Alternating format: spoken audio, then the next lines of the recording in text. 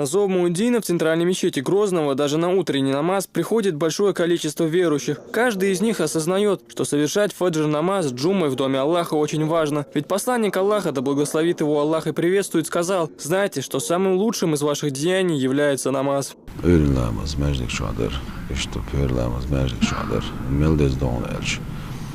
Peygamber bu aleyhissalatu vesselam. Ürünlerimiz ahmejdik şu anda cemaat svettina. Sahillos dal ibadetin sen davaz ve şuabuh. Ürünlerimiz cemaat svettin ahmejdik şu anda çi. Ahbisen dal ibadetin sen dayaz ve şuabuh.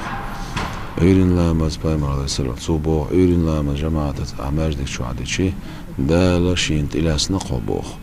Ahsagat tsadiyazon buh. Al shiru shukshawon buh dal.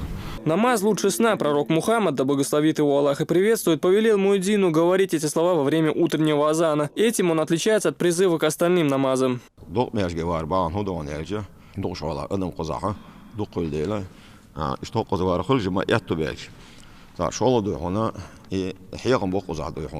Сподвижники пророка придавали такое значение намазу, что для них не существовало никаких препятствий для его совершения. В Чеченской республике практически в каждой мечети можно увидеть верующих, совершающих в джамаате утренний намаз.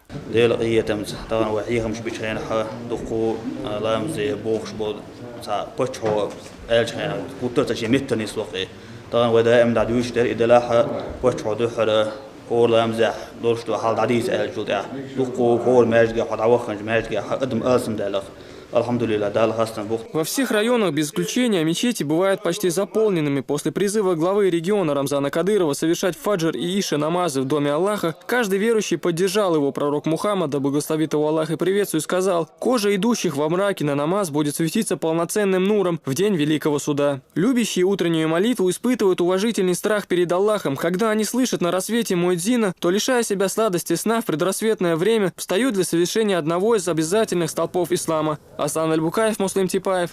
Новости.